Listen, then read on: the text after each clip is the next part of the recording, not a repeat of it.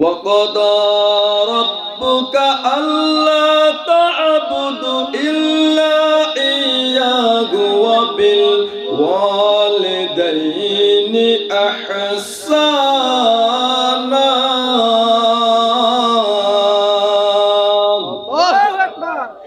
কুরআন শরীফের সূরাতুল বনী ইসরাঈল মহান রব্বুল আলামিন এত সুন্দর করে বান্দাদেরকে বলতেছেন, আমার প্রিয় বান্দারা তোমরা শুনো, তোমরা যে কেউ মুমিন দাবি করো তোমরা শুনো, আমি আল্লাহ পাক রব্বুল আলামিন তোমাদেরকে আদেশ করলাম ওয়াকাদা রাব্বুকা আল্লা তা'বুদু ইল্লা ইয়্যাহু ওয়া বিল ওয়ালিদাইনি ইহসানা।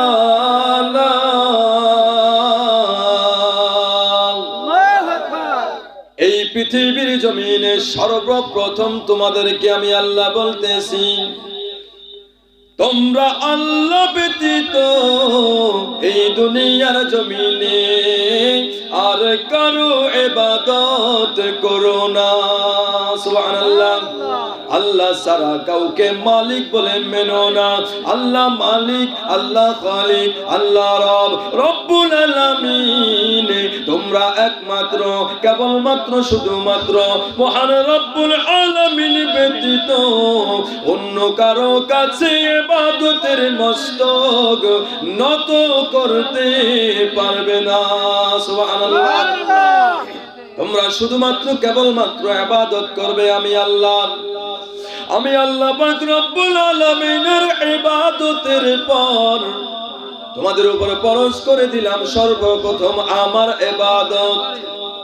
আর আমার ইবাদতের পরে 2 নাম্বার আদেশ আমি আল্লাহ পাক রব্বুল আলামিন তোমাদেরকে করতেছি, সন্তানেরা রে, তোমাদের মা বাবা যাদের দুনিয়ায় বেঁচে আছে আমি আল্লাহ তোমাদের উপরে ফরজ করে দিলাম, তোমাদের মা বাবার উপরে তোমরা ইহসান করো।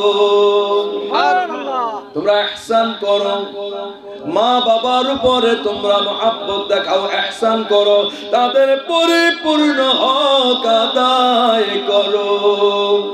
মা বাবা যদি তোমাকে 5 বেলা খাবার দিয়ে থাকেন, ছোটবেলায় তুমি কতবার মায়ের দুধ পান করেছো এটা তোমার মাও জানে না, আমি মহান রব্বুল আলামিন জানি।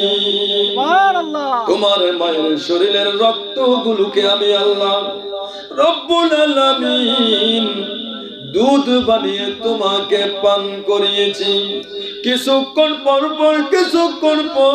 পর মায়ের স্তনকে তুমি মুখে দিতে, তোমাকে 5 মিনিট 10 মিনিট 15 মিনিট 20 মিনিট পরে পরে তোমার মা তোমাকে স্তন পান করাইতো, তোমাকে স্তনটা দান করে দিত। এমনি ভাবে 1 দিন 2 দিন নয়, দুনিয়ার মানুষ 1 মাস 2 মাস নয়, 2 বছর হইতে 2.5 বছর পর্যন্ত তোমার মা তোমাকে দুধ পান করিয়েছে। সুবহানাল্লাহ। যদি তুমি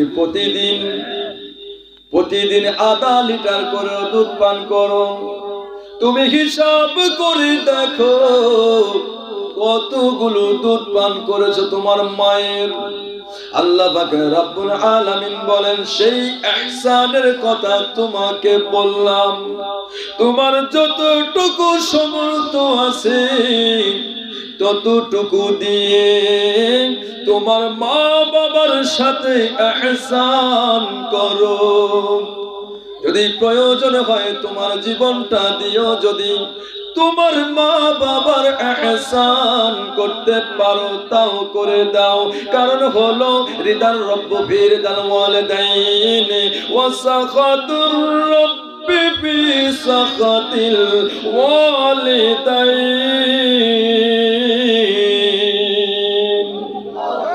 আল্লাহ পাক রব্বুল আলামিন বলেন, মা বাবার সন্তুষ্টি আমি আল্লাহর সন্তুষ্টি, আর তোমার মা বাবার অসন্তুষ্টি আমি মহান রব্বুল আলামিনের অসন্তুষ্টি।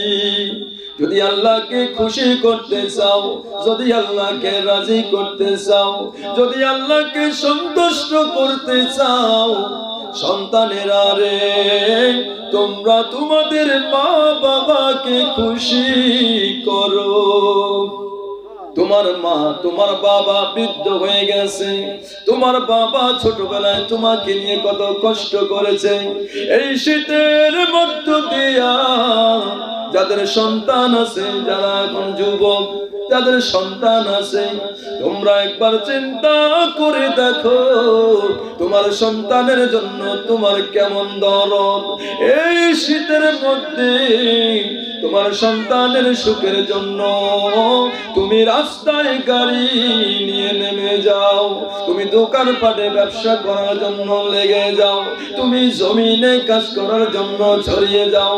জানিয়া রাখো সন্তানেরা রে, তোমার বাবা এর চাইতে আরো বেশি কষ্ট করেছে। এখন তো খেতে গিয়ে কাজ করলে কমপক্ষে 500 টাকা পাওয়া যায়, ওই সময়ে 500 টাকা পাওয়া যায় নাই। সন্তান যখন ছোট থাকে, সন্তানের যখন সর্দি হয়, সন্তানের কাজ হয়, সন্তানের জ্বর হয়, বাবা পাগলের মতো হয়ে যায়। আমার সন্তানকে কিভাবে ভালো করানো যায়, কোন ডাক্তারের কাছে নেওয়া যায়, কোন কবিরাজের কাছে নেওয়া যায়, আমার সন্তানকে সুস্থ করতে হবে। হুজুরের কাছে চলে যায়, মসজিদে যায় নফল ইবাদত করে, নামাজ পড়ে মালিকের কাছে হাত তুলে, ও দরদি আল্লাহ, আমার সন্তান কেবল মাত্র ছোট মানুষ, কেবল মাত্র দুনিয়ার আলো দেখেছে, এই পৃথিবীর আলো বাতাস দেখবে, আমার সন্তানটা গুরুতর অসুস্থ হয়ে গেছে। ও দয়ার সাগর আল্লাহ, আমার সন্তানটাকে সুস্থ করে দেন। কিন্তু কোন বাবা কখনো এই দোয়া করে না, আল্লাহ আমার সন্তানটা তো কেবলমাত্র দুনিয়ায় আসছে, অনেক অসুস্থ, আল্লাহ হায়াত যদি থাকে আপনি তারা সুস্থ করেন, আর হায়াত যদি না থাকে আপনি তাকে নিয়ে যান। এই দোয়া কোনো পৃথিবীর কোনো বাবা করেন নাই। বুঝাইতেছিলাম মা বাবার হকটা পরিপূর্ণ আদায় করবে, কিভাবে আদায় করবে? আর আমরা যখন সন্তান হয়ে গেলাম, বাবা যদি অসুস্থ হয়ে যায়, বাবা যদি বিছানায় পড়ে যায়, আমরা দোয়া করার সময় আল্লাহর কাছে বলি, আল্লাহ যদি হায়াত থাকে সুস্থ করে দেন, যদি হায়াত না থাকে আপনি ঈমানের সাথে কবুল করে নেন।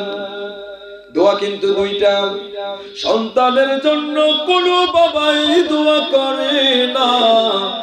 প্রয়োজনে বলে আল্লাহ আমার হায়াত, আমি মুরব্বী মানুষ, আমি বড় হয়ে গেছি, প্রয়োজনে আমাকে দুনিয়া থেকে নিয়ে যান, কিন্তু আমার সন্তানটাকে আপনি দুনিয়ায় হায়াত দেন। প্রয়োজনে এই দোয়া করে, কিন্তু কোন সন্তান বাবার জন্য এই দোয়া করে না।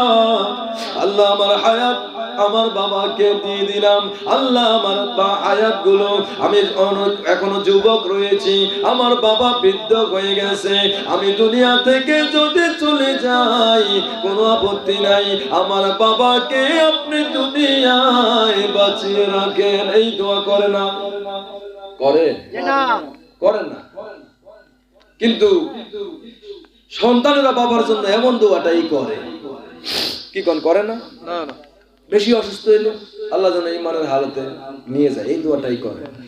এজন্য দোয়ার মধ্যে কত তফাৎ, কত ডিফারেন্স নাকি?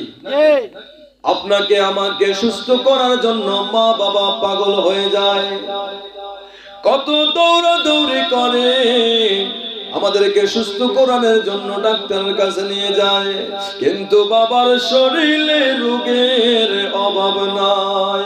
এমনও বাবা আছে না নাই? বাবার শরীরে কষ্ট আছে, রোগ আছে, বেমার আছে, বিপদ আপদ মুসিবতের মধ্যে বাবা আছে, কিন্তু নিজে ডাক্তার দেখায় না, নিজে ওষুধ খায় না, নিজের সন্তানের জন্য পাগল হয়ে যায়। এই কথাগুলো সন্তানেরা মনে রাখা উচিত। এই কথাগুলো সন্তান যদি ভুলে যায়, আমার আল্লাহ পাক রব্বুল আলামিন বলেন, মা বাবা তোমার জান্নাত, মা বাবা তোমার জাহান্নাম। এইটা আল্লাহর হাবিবের ভাষায় আল্লাহ বলাইছেন, তোমার মা বাবা হলো তোমার জান্নাত, তোমার মা বাবা তোমার জাহান্নাম। বলেন সুবহানাল্লাহ। মা বাবা দুনিয়ার জমিনে বেঁচে আছে, যার মা ঘরে তার বাবা ঘরে আছে, তার জন্য জান্নাতের দুইটি দরজা বিদ্যমান রয়েছে। যার মা অথবা বাবা দুজনের একজন বিদায় হয়ে গেছে, তার জন্য জান্নাতের একটা দরজা বন্ধ হয়ে গেছে। এই জন্য আল্লাহ পাক রব্বুল আলামিন বলেন, ইহসান করো, ইহসান করো।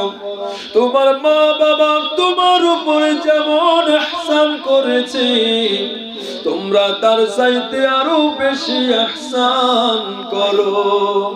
মা বাবা বৃদ্ধ হয়ে গেছে, এক কথা তিনবার বলতে হয়, এক কথা পাঁচবার বলতে হয়। মা বাবা বৃদ্ধ হয়ে গেছে, একটু ঘন ঘন খাবার চাই, একটু ঘন ঘন খিদা লাগে, এরকম আছে না নাই? কিন্তু সন্তান তো এর খবরও নেয় না, আছে না? সন্তানে কি কইতে পারে মায়ের যে খিদা লাগছে, বাপের যে খিদা লাগছে? তাদের খোঁজ খবর নিতে হবে। অনেক সন্তান এগুলা নেয় না, অনেক সন্তানে কি এগুলা নেয় না। এই কারণে হেদায়েত আসবে কোথা থেকে? বহুত হুজুর দেখছি জীবনে, মাহফিলে স্টেজে যায় কান্দা মা মা, পরে দেখলাম যে ওর মার সাথে সম্পর্ক মনে করেন যে সাপে আর বেজির মতো, বুঝলেন? হাফেজ সাহেব মার সাথে ঝগড়া করে, মা আল্লাহর কাছে কয়, আর হাফেজ সাহেব কয় যেমনি কয় লাগে যে আল্লাহর নাম এলে। মানে কত বড় জালেম, চিন্তা করছেন? মা আল্লাহর কাছে কয়, সে কইতেছে যেভাবে আল্লাহর কাছে কয় মনে হয় আল্লাহর নাম আনলে এবেন নিশ্চয়। তার মুখের ভাষা, সেও আলেম। এটা আমার এলাকার ঘটনা, আমার এলাকা, আমরা অবাস্তব কোনো কথা বলি না। এই জন্য মা বাবার হক আদায় করবে পৃথিবীর কোন সন্তানের পক্ষে সম্ভব নয়, কিন্তু চেষ্টা করতে হবে শরীরের সমস্ত শক্তি দিয়া, সমস্ত অর্থগুলো দিয়া, টাকা দিয়া, পয়সা দিয়া, সমস্ত শক্তিগুলো দিয়া মা বাবার পিছনে খাটতে হবে। এরপরেও মা বাবার হক পরিপূর্ণ আদায় করা সম্ভব নয়। কুপানগরী, বসরা নগরীর ঘটনা, একজন বাবা একজন ছেলে, দুইজনেই আল্লাহওয়ালা, আল্লাহর ওলি। একটা নদীর পাশে বসিয়া সন্তান বলে, বাবা আল্লাহ বলেছে আপনাকে ইহসান করার জন্য, আপনার হক আপনাকে বুঝিয়ে দেওয়ার জন্য। আমি আপনার খিদমত করতে চাই, আমি আপনাকে সন্তুষ্ট করতে চাই, আমি আপনাকে খুশি করতে চাই। আপনি আমাকে যে মহব্বত করেছেন, যে ভালোবাসা দিয়েছেন, ওই ভালোবাসা ফিরিয়ে দিতে চাই। বাবা বলে, এটা কি সম্ভব? মা বাবা সন্তানদেরকে যেই মহব্বত করে, কোন সন্তানের পক্ষে মহব্বত ফিরিয়ে দেওয়া সম্ভব না। বাবা সন্তান বলতেছে, না বাবা আমি আপনার মহব্বত ফিরিয়ে দিব। তা বাবা বলতেছে, ঠিক আছে দাও, ফিরিয়ে দাও, সমস্যা কি? কিভাবে তুমি সন্তুষ্ট করবে করো। বাপ বলতেছে, ঠিক আছে, সন্তুষ্ট করার আগে আমি একটু তোমাকে পরীক্ষা করব, তোমাকে একটু টেস্ট করব, তুমি কি রকম আমাকে সন্তুষ্ট করবে। তখন বাপ আর ছেলে বসে রয়েছে। কিছুক্ষণ পরে ছেলেকে, বাবা কই আপনি কি প্রশ্ন করবেন? আচ্ছা প্রশ্ন বলো তো, ওই গাছের ডালের মধ্যে এটা কি বসে আছে? এটা বট গাছ, বট গাছের ডালের মধ্যে কাক বসে আছে, কাক। বাবা বলতেছে, বাবা গাছের ডালে কি বসে আছে এটা? সন্তান বলতেছে, বাবা এটা কাক। বাপে আবার কিছুক্ষণ দম ধরে দেখে কয়, বাবা ওই যে গাছের ডালে এটা দেখা যায় কি? ছেলেকে, বাবা এটা কাক। বাবা আরেকটু পরে কয়, বাবা গাছের ডালে এটা কি? ছেলেকে, বাবা এটা কাক। তিনবার হয়ে গেল। একটু পরে বাবা আবার বলতেছে, বাবা ওই গাছের ডালেটা কি যেন দেখা যায়। ছেলেকে, বাবা আপনি দেখতেছেন কাক, আমি আপনাদের বলছিও কাক, একে একে 3 বার 4 বার বলছি কাক কাক, এরপরও আপনি এটা বুঝতে পারতেছেন এটা কাক। বাপে বলতেছে, বাবা আমার পরীক্ষা করা শেষ বাবা। ছেলে বলতেছে, কি পরীক্ষা করলেন আমার বাবা? বাবা বলতেছে, তুমি আর আমি যখন তুমি 5-7 বছরের ছিলে, আমার হাতে ধরে ধরে আঙ্গুলে ধরে ধরে এই পুষ্কুনি এই নদীর পাড়ে এসেছিলেন, এই বটগাছের পাশে বসে আজকের এই দৃশ্যটা তখন তোমার চোখের সামনে পড়েছিল। তুমি ছোট ছিলে, 7 বছর 8 বছরের ছিলে, তুমি আমাকে প্রশ্ন করেছিলে, বাবা ওই গাছে এটা কি দেখা যায়? আমি বাবা বলেছিলাম আমার সন্তান জানতে চায় এইটা কাক। তুমি আবার বলেছো এইটা কি? আমি বলেছি কাক। তুমি বলেছো এইটা কি? আমি বলেছি কাক। তুমি বলেছো এইটা দিয়ে কি হয়? আমি বলেছি, উত্তর দিয়েছি এইটা দিয়ে এই হয়। তুমি বললে তার নিচে কি? আমি বললাম 2টি পাও। তুমি বললে এভাবে লড়াই কি? আমি বললাম ডানা। তুমি এমনি ভাবে আমাকে প্রশ্ন করেছিলে, 1 বার 2 বার 3 বার 4 বার নয়, তুমি আমাকে 99 থেকে 100 বার প্রশ্ন করেছো, আর আমি তোমার 100 বারই জবাব দিয়ে তোমাকে আদরের সাথে বলেছিলাম, বাবা এইটা হলো কাক।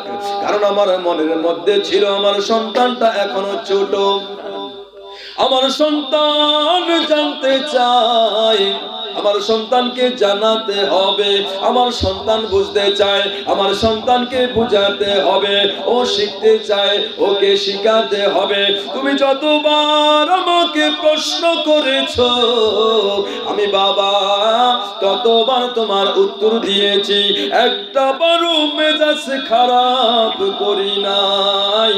আর এই মাত্র আমি তোমাকে মাত্র 4 বার জিজ্ঞাসা করলাম, 4র্থবারে তোমার মেজাজ খারাপ হয়ে গেল, তুমি একটু গরম হয়ে বললে দেখতে পারছেন এটা কাক। আবারও জিজ্ঞাসা করেন, তুমি কি বুঝতে পারো আমার সন্তান?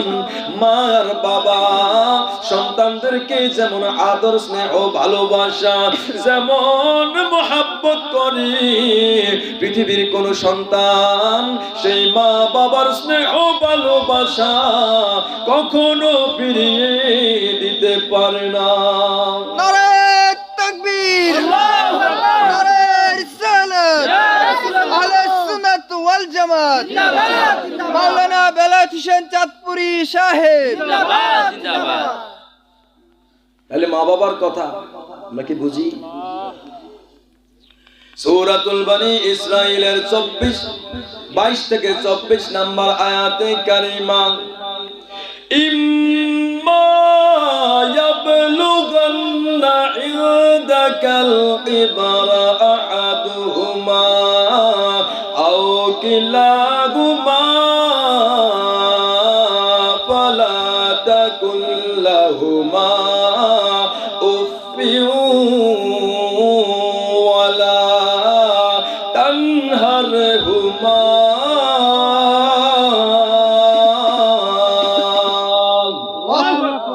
وقل لهما قولا كريما واخفض لهما جناح الذل من الرحمة وقل رب ارحمهما كما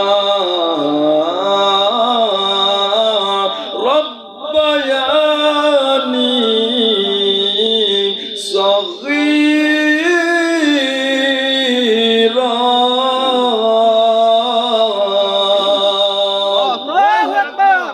আল্লাহ পাক রব্বুল আলামিন বলেন, মা বাবার কথা এখানে শেষ নয়, মা বাবার মর্যাদা তোমরা যথাযথভাবে দিবে।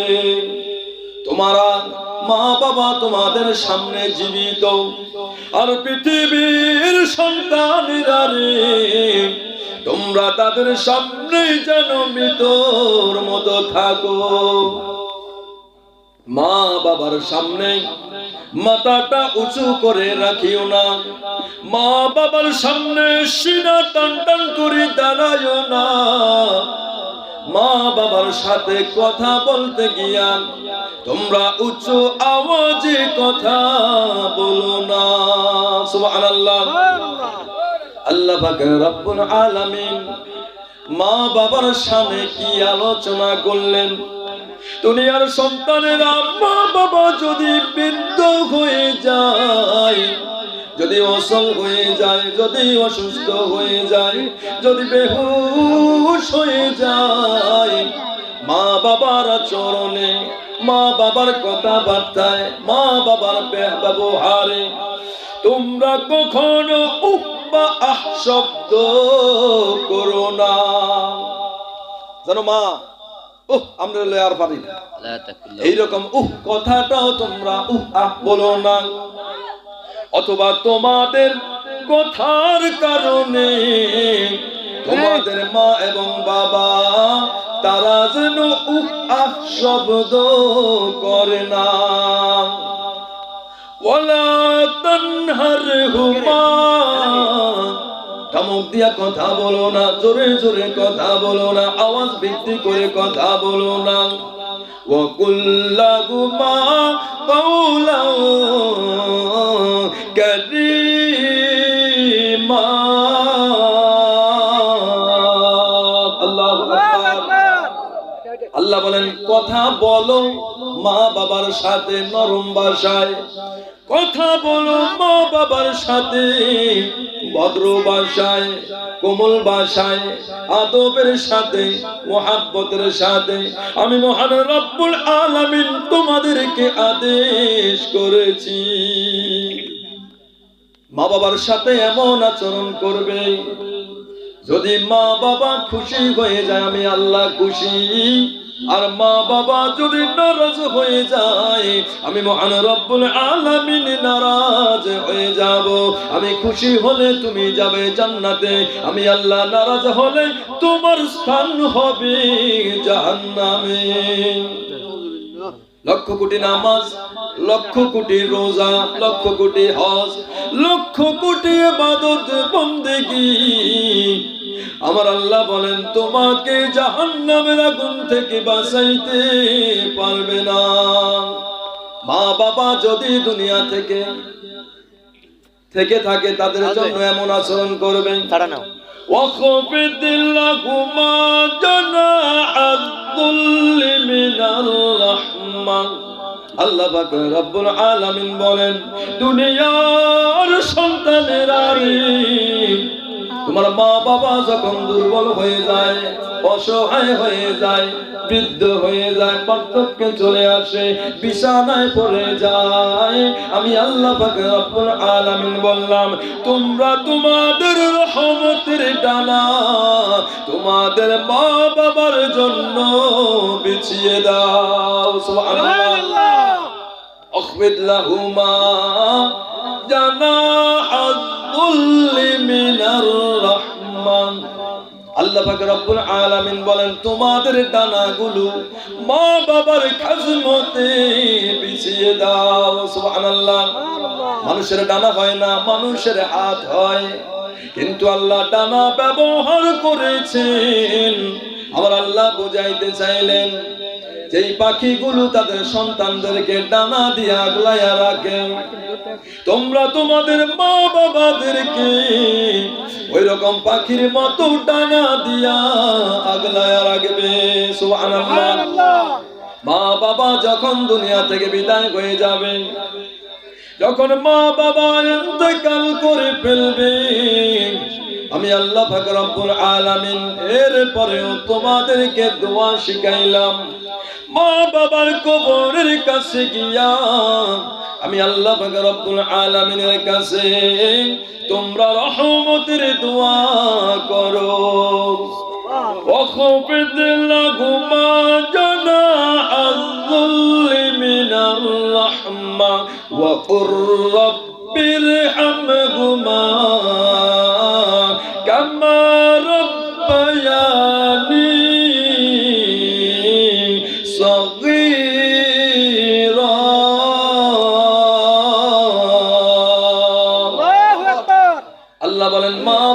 যখন দুনিয়া থেকে বিদায় হয়ে যাবে, যখন কবরবাসী হয়ে যাবে, কবরের সামনে গিয়া চোখের পানি ছেড়ে ছেড়ে ছেড়ে ছেড়ে মা বাবার জন্য আমি আল্লাহ পাক রব্বুল আলামিনের কাছে তোমরা রহমতের দোয়া করো। আর বলো, আয় আমাদের রব, আপনি আমাদের মালিক, আমাদের মা বাবা যেমনি ভাবে আমাদেরকে ছোটবেলায় আমাদের কোলে লালন পালন করেছে, আজকে মা বাবা কবরবাসী হয়ে গেছে, ওই কবরবাসী মা বাবা এতিম হয়ে গেছে। আমার মা বাবাকে আপনি ওইভাবেই কবরে রহমতের কুদরতি হাতে লালন পালন করুন। সুবহানাল্লাহ। এই রহমতের হাত দিয়ে আমাদেরকে লালন পালন করলো, আপনি কবরে আপনার কুদরতি রহমতের হাত দিয়া আমার মা বাবাকে কবর দেশে লালন পালন করিয়েন। সুবহানাল্লাহ।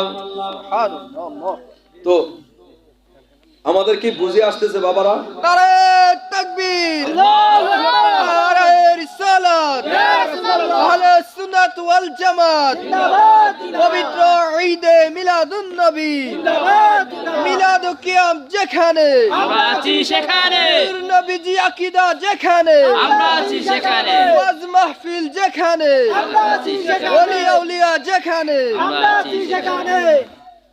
মা বাবা তাদের কথাই বললাম কোরআনের আয়াতের প্রেক্ষিতে সূরাতুল বনী ইসরাইলের 22 থেকে 24 নম্বর আয়াতে কারিমা,